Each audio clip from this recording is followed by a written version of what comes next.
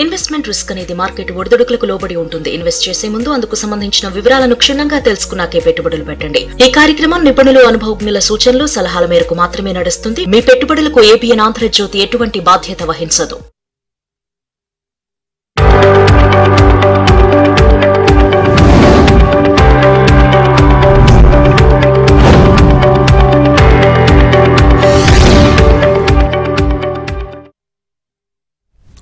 నమస్తే, welcome to ABN business news. ఇక దేశీయ స్టాక్ మార్కెట్లు నష్టాల్లో కొనసాగుతున్నాయి. సెన్సెక్స్, నిఫ్టీ నష్టాల్లో ట్రేడ్ అవుతున్నాయి.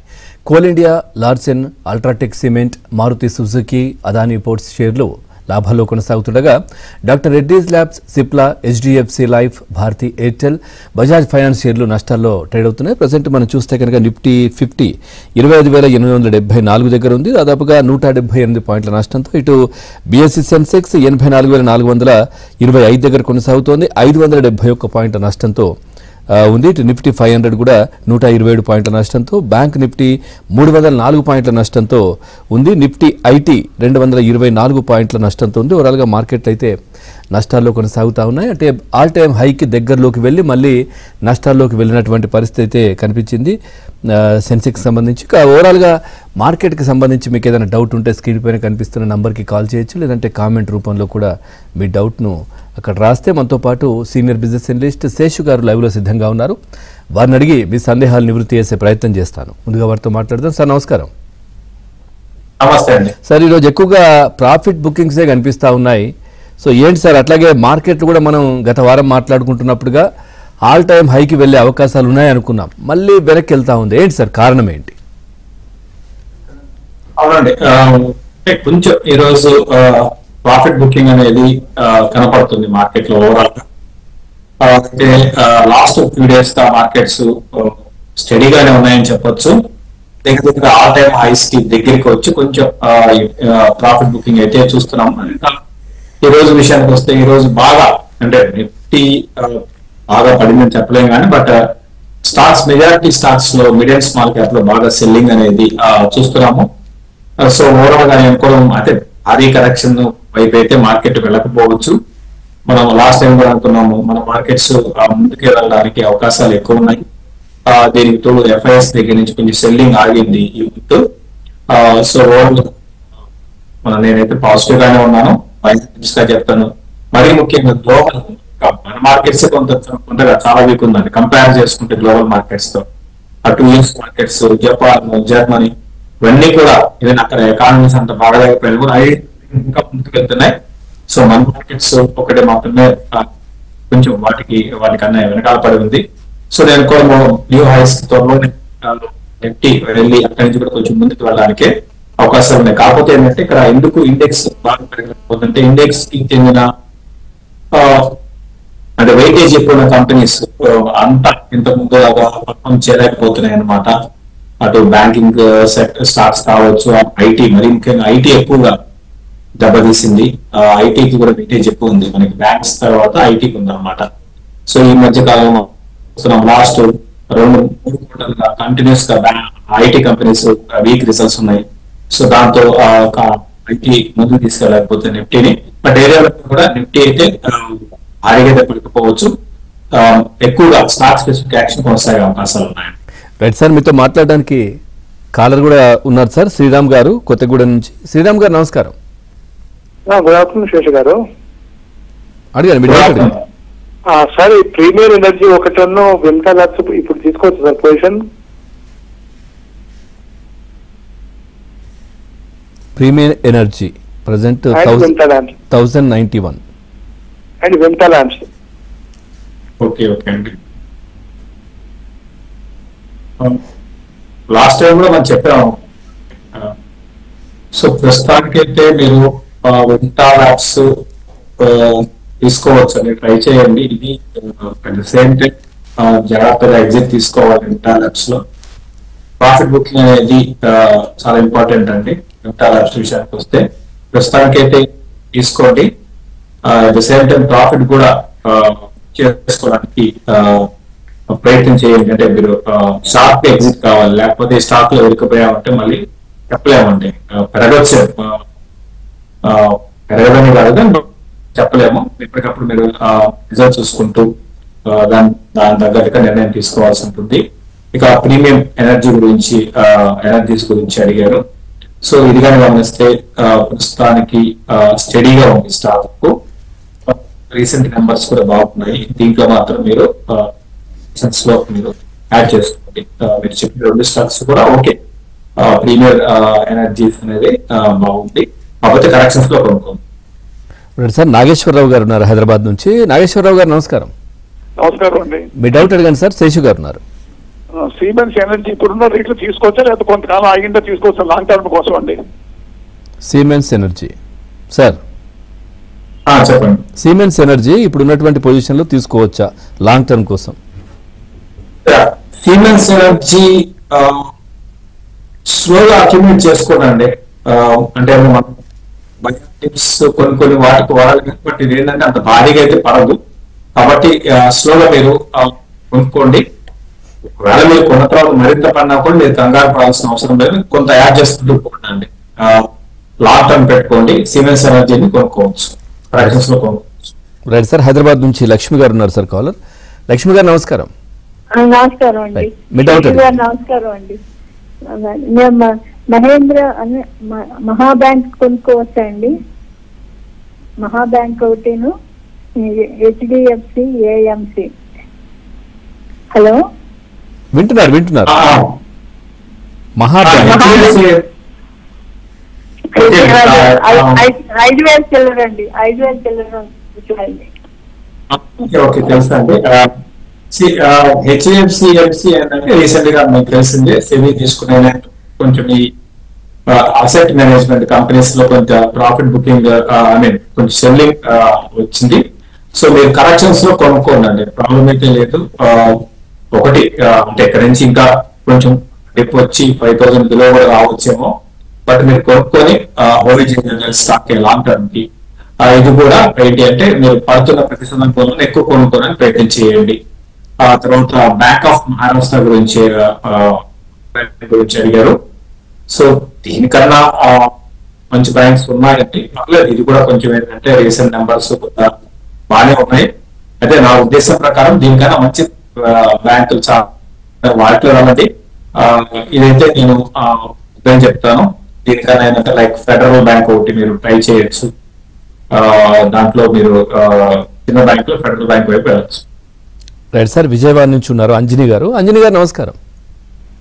నమస్కారం అండి. మీ డౌట్ అడగండి. శేషు గారు, నమస్తే అండి. నా దగ్గర ట్రాన్స్ఫార్మర్స్ అండ్ రెక్టిఫైర్స్ షేర్స్ ఉన్నాయండి 480 యావరేజ్ లో. అది స్టిల్ స్టాక్ పడతా ఉంది. అది ఎందుకు రీజన్ తెలుసుకోవచ్చా అండి? అలాగే క్వాలిటీ పవర్ కొనుక్కోవచ్చండి. Transformers and rectifier India limited 451 sir. ఎంతలో కొన్నారండి? 480 అండి. 480.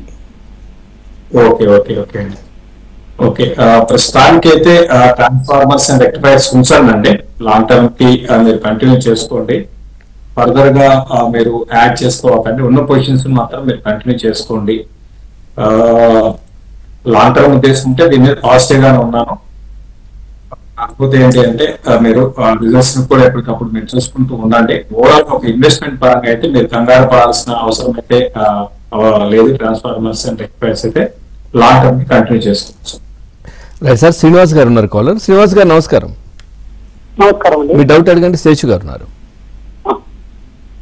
Sir, APCL sir, Gujarat industrial power corporation limited. Right. మీ దగ్గర ఉన్నాయా, కొనాలనుకుంటున్నారా ఏంటి? ఉంది నా దగ్గర. దాని పరిస్థితి ఏమి చెప్పాలి?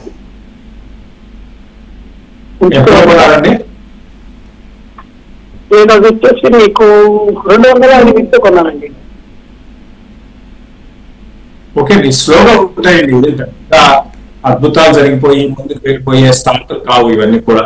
ఇవన్నీ కూడా ఏంటి అంటే గ్రోత్ ఇంకా చెప్పాలంటే ఇటువంటి స్టార్ట్స్ నేను చెప్పనండి.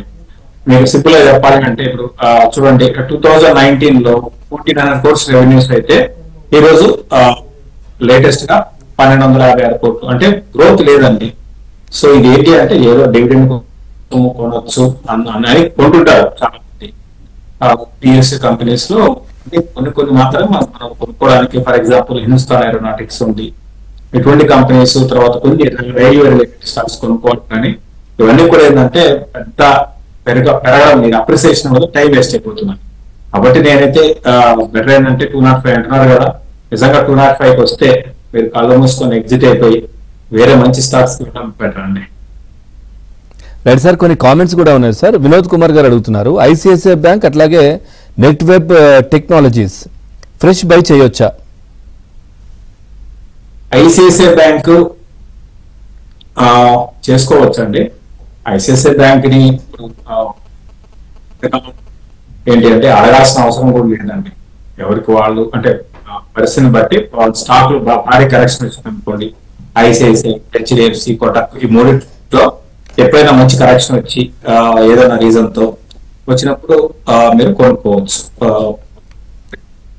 కొనుక్కోండి. కాకపోతే రిటర్న్స్ కూడా ఎలా ఉంటాయంటే సేమ్ బ్యాంక్ మనకి 10%, 12% అంతకు మించి అంటే భారీగా రిటర్న్స్ అయితే మాక్సిమం 15% రావచ్చు అండి. లాంగ్ టర్మ్ మీరు ఉంచగలిగితే 15 to 16% అండి బ్యాంకులు వస్తాయి. తర్వాత ఇంకా నెట్ వెబ్ టెక్నాలజీస్ గురించి అడిగారు. ఇది కూడా చాలా స్ట్రాంగ్ గా ముందుకు వెళ్తుంది కంపెనీ. ప్రస్తుతానికి లైఫ్ టైం ఐస్ దగ్గర ఉందండి. సో మీరు కొనుక్కోవచ్చు. ఇది కూడా చాలా స్ట్రాంగ్ ఉంది. కాకపోతే ఏంటంటే రిజల్ట్స్ ఇంకా అనౌన్స్ చేయలేదు, దాన్ని బట్టి నిర్ణయం తీసుకోండి. బట్ ఓవరాల్ గా అయితే మాత్రం స్టాక్ అయితే చాలా షార్ప్ గా పెరిగింది. కాబట్టి మధ్య మధ్యలో దీంట్లో షార్ప్ డిప్స్ కూడా వస్తాయండి, అది కూడా గుర్తు పెట్టుకోండి. బట్ కొనుక్కోవచ్చు ఓవరాల్ గా net web technologies. Right sir, Venkateswararao గారు ఉన్నారు. రావు గారు నమస్కారం. నమస్తే అండి. శేషి గారు నమస్తే అండి. నమస్తే. హలో శేషి గారు నమస్తే అండి. సార్ ఇప్పుడు నేను ఒక 1 lakh రూపీస్ పెడదాం అనుకుంటున్నాము. ఏడబ్ల్యూఎల్ లో పెట్టమంటారా, తేజాస్ నెట్వర్క్ లో పెట్టమంటారా? ఏది టెక్నికల్ గా మంచిది, ఏ షేర్ మంచిదో మీరు చెబితే నేను ఇన్వెస్ట్మెంట్ చేద్దాం అనుకుంటున్నాను సార్. ఫస్ట్ స్టాక్ ఏమన్నారండి? AWL sir. ఏడబ్ల్యూఎల్ విల్మార్ అనే ఉంటుంది కదా సార్. ఓకే అర్థమైందండి. ఇప్పుడు అదాని విల్మార్ ఒకటి, తర్వాత agri business sir, AWL agri business limited, Tejas network అండి. ఇంకొక షేర్ తేజస్ నెట్వర్క్ అండి. రెండు తేజస్ నెట్వర్క్. రెండింటిలో మీరు ఏది కొనమంటే అది కొంటాం సార్. హలో, ప్రస్తుతానికి 2 వద్దు. దీనికన్నా వేరే స్టాక్స్ ని మీరు తీసుకుందండి. తేజాస్ రిజల్ట్స్ కంటిన్యూస్ గా బాగాలేదు, 2 quarters బాగాలేదు. నెక్స్ట్ క్వార్టర్ వరకు వెయిట్ చేయండి, అప్పుడు మీరు కొనుక్కోవడానికి ప్రయత్నం చేయండి. తేజాస్ అయితే నేను వద్దని చెప్తాను. తర్వాత అదాని విల్మార్ అది కూడా వద్దండి. తేజాస్ మళ్ళీ నెక్స్ట్ ఇయర్ కి బౌన్స్ అయ్యే అవకాశాలు ఉన్నాయి ఖచ్చితంగా. నెక్స్ట్ 2 quarters తర్వాత మళ్ళీ స్టాక్ లో అంటే రిజల్ట్ పరంగా మళ్ళీ బిజినెస్ పరంగా కొంత ఇంప్రూవ్ అయ్యే అవకాశాలు ఉన్నాయి. కాబట్టి కొంచెం వెయిట్ చేసి ఇయర్ ఎండింగ్ కి అట్లా కొనుక్కోవడానికి స్టార్ట్ చేయండి. మీరు చెప్పిన రెండింటిలో దీనికన్నా ఇప్పుడు రీసెంట్ గా బాగా రిజల్ట్స్ అనౌన్స్ చేసిన కంపెనీస్ వాటిలో మీరు ఇన్వెస్ట్ చేయడానికి ప్రయత్నం చేయండి. లైక్ 5 Star Finance ఒకటి బాగా రిజల్ట్స్ పోస్ట్ చేసింది. అదేవిధంగా మీకు ఇంకొక కంపెనీ విషయం అంటే రిజల్ట్ ఇది ఇంకా అనౌన్స్ చేయలేదు, మెడియాసెట్ అనే కంపెనీ ఉంది. ఇటువంటి కంపెనీస్ లో మీరు ఇన్వెస్ట్ చేయండి. మీరు చెప్పిన 2 స్టాక్స్ లో కన్నా బాగా రిజల్ట్స్ పోస్ట్ చేసిన కంపెనీలో ఇన్వెస్ట్ చేయడానికి ప్రయత్నం చేయండి. రైట్ సార్, సాంబశివరావు గారు ఉన్నారు కాలర్. సాంబశివరావు గారు నమస్కారం. మాట్లాడండి సార్, మీ డౌట్ అడగండి సార్. సిజీ పవర్ 300 shares ఉన్నాయండి, ఫ్లాట్ గా ఉంది ప్రజెంట్. 1 year బ్యాక్ కొన్నాను. అది తీసేయచ్చా లేకుంటే కంటిన్యూ చేసుకోవచ్చా లాంగ్ టర్మ్ కోసం అండి? సార్ సిజీ పవర్ ఓకే అవునండి. ఓకే, ఎంతలో కొన్నారండి? ఫ్లాట్ గా ఉందండి ప్రజెంట్. మీరు కొన్న ప్రైస్ ఏంటి? ప్రెసెంట్ 739. అదేనండి, no profit no loss actual గా ప్రజెంట్ టుడే. ఓకే, కంటిన్యూ చేసుకోండి. Okay sir, long term continue చేసుకోండి. ఓకే అండి, thank you. Right sir, Vijay Bhaskar గారు ఉన్నారు నెక్స్ట్ కాలర్. విజయ్ భాస్కర్ గారు నమస్కారం. భాస్కర్ గారు హలో. భాస్కర్ గారు మీ డౌట్ అడగండి. శేషు గారు ఉన్నారు. హలో, నేను నాట్కో ఫార్మా 1150 చొప్పున 1 year కింద 2000 షేర్లు తీసుకున్నా. నాకు పునః రేట్ వస్తుందా అండి? నాట్కో ఫార్మా 1150 చొప్పున 2000 షేర్లు తీసుకున్నా 1 year కిందట. నాకు పునః రేట్ వస్తుందా అండి? ప్రెసెంట్ 831. ఓకే, ఇప్పుడు వస్తుందా అంటే ఎగ్జాక్ట్ గా 100% అని కాకుండా బిజినెస్ లో ఎలా ఉంటాయో స్టాక్ మార్కెట్ లో కూడా ఉంటాయండి. స్టాక్ మార్కెట్ అంటే బిజినెస్, దానితో ఏంటి అంటే స్పెక్యులేషన్ ఎక్కువ జరుగుతుంది అనమాట. సో నాట్కో ఫార్మా విషయానికి వస్తే ఏంటి అంటే ఈ వాల్యుయేషన్స్ పరంగా బాగుంది. కాకపోతే ఏంటంటే ఆశించిన స్థాయిలో మనకి వీళ్ళు మార్కెట్ అంచనాలకు అనుగుణంగా రిజల్ట్స్ పోస్ట్ చేయలేకపోతున్నారు. దీంతో పాటు ఎక్కువగా ఈ మనకి ఎక్స్పోర్ట్స్ మీద ఆధారపడే కంపెనీ అనమాట నాట్కో ఫార్మా అనేది. ఎక్కువగా మెజారిటీ అంతా అంటే మన ఇండియాలో బిజినెస్ కాదండి, వీళ్ళకి అంతా కూడా ఎక్స్పోర్ట్స్. రీసెంట్ గా ట్రంప్ నిర్ణయాలు ఇవన్నీ కూడా దీన్ని కొంచెం కిందకి తీసుకొచ్చాయి. బట్ మీరు ఒక లాంగ్ టర్మ్ వ్యూతో మీరు ఉండగలిగితే ఉండండి, హోల్డ్ చేయండి. రైట్ సార్, రామకృష్ణ గారు ఉన్నారు కాలర్. రామకృష్ణ గారు నమస్కారం. రామకృష్ణ గారు మీ డౌట్ అడగండి. శేషు గారు ఉన్నారు. నమస్తే అండి, నా దగ్గర జిఆర్ఎస్సి అండ్ మజిగాన్ డాక్ షేర్స్ ఉన్నాయండి. హలో, ఓకే వింటున్నారు మరి చెప్పండి. నా దగ్గర మజిగాన్ డాక్ జిఆర్ఎస్సి షేర్స్ ఉన్నాయి, లాస్ట్ లో ఉన్నాను. అది ఉంచుకోమంటారా తీసేయమంటారా ఏంటండి? అంటే మీరు లాంగ్ టర్మ్ అంటున్నారు కదా? అవునండి. టైంలో షిప్పింగ్ కంపెనీస్ అన్ని పెరిగే టైంలో కొన్నట్టున్నారు. అప్పటి నుంచి తర్వాత ఆ రేట్ రాలేదండి. అందుకే ఏంటి అంటే ఇప్పుడు కూడా మనము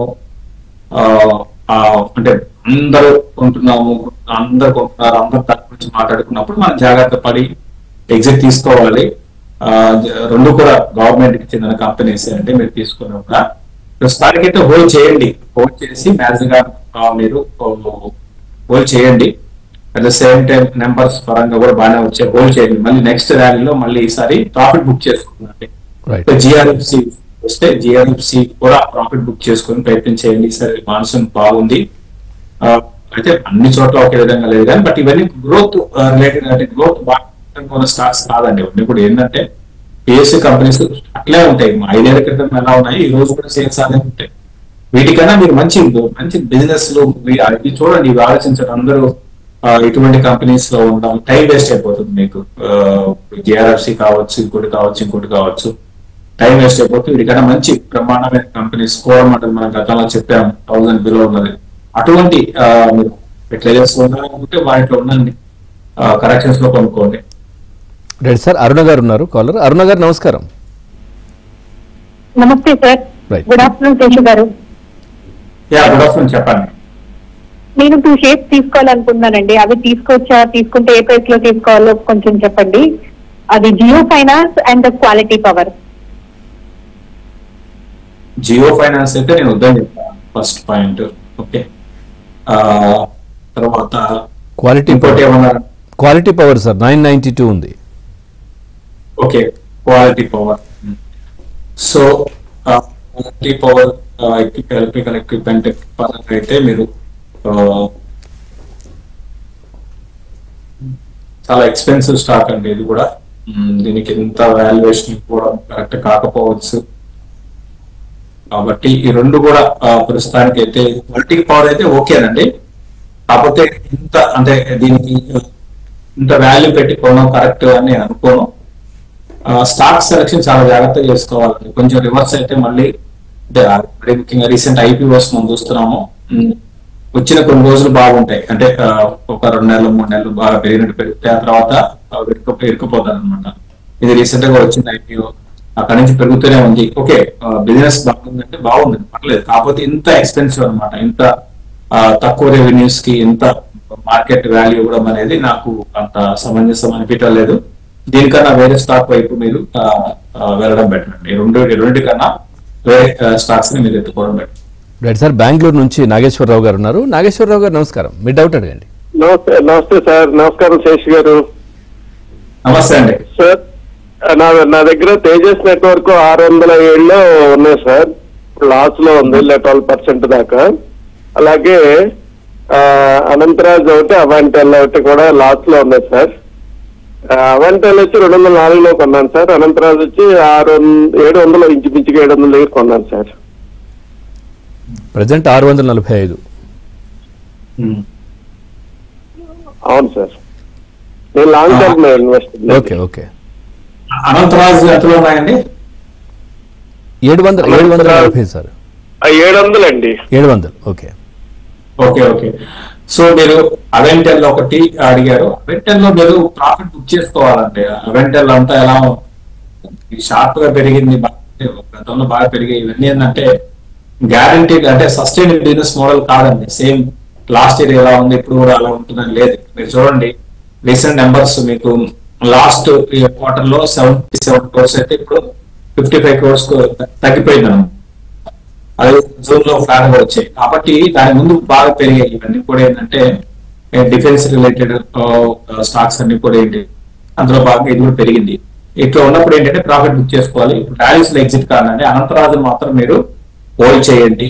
ఇంకో స్టాక్ ఏమన్నారండి? అనంతరాజు కాకుండా అవెంటెల్ ఇంకా అంతే సార్, కట్ అయింది. తర్వాత శ్రీధర్ గారు అడుగుతున్నారు సార్, ఏజీఐ స్టాక్స్ తీసుకోవచ్చా ప్రజెంట్ ప్రైస్ లో? ప్రజెంట్ అయితే 826 ఉంది సార్. తీసుకోవచ్చు అండి. అంత గొప్పగా రిజల్ట్స్ అయితే రాలేదు, అద్భుతమైన రిజల్ట్స్ అని చెప్పలేము. బట్ లాంగ్ టర్మ్ దృష్టిలో పెట్టుకుంటే తీసుకోవచ్చు. ఏజీఐ గ్రీన్ ప్యాక్ అనేది తీసుకోవచ్చు. అట్లాగే మిడ్ క్యాప్ అదేవిధంగా స్మాల్ లో కూడా ఈరోజు సేలింగ్స్ ఎక్కువగా ఎందుకు సార్ అసలు? అంటే ఎక్కువగా ఎందుకు సెల్లింగ్ లో ఉన్నాయని అన్నట్టుగా అడుగుతున్నారు. ఓవరాల్ గా అంటే రీసెంట్ గా బాగా పెరిగాయి. లాస్ట్ ఒక 10 అంటే మనకి దీవాళికి ముందు ఒక 1 వీక్ కాదు 10 days నుంచి కూడా మార్కెట్స్ లో అప్ ట్రెండ్ ఉంది. అన్ని కూడా దాదాపు అన్ని సెక్టార్స్ అన్ని స్టాక్స్ పార్టిసిపేషన్ బాగుంది. సో మళ్ళీ ఇప్పుడు నిఫ్టీ 26,000 కి దగ్గరికి కొంత ఏంటంటే కొంత ప్రాఫిట్ బుకింగ్ అనేది ఆబ్వియస్ గా కనపడింది.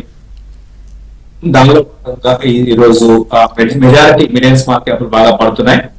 బట్ నేను కొంచెం ఆగొచ్చండి, మళ్ళీ 1-2 రోజులు ఈ విధంగా ఉండొచ్చు. మళ్ళీ నెక్స్ట్ వీక్ మళ్ళీ స్టాక్స్ లో బౌన్స్ అయితే అంటే ఇండెక్స్ భారీగా పెరిగిపోయినా కూడా మిడ్ అండ్ స్మాల్ క్యాప్ మళ్ళీ బౌన్స్ అయ్యే అవకాశాలు ఉన్నాయి.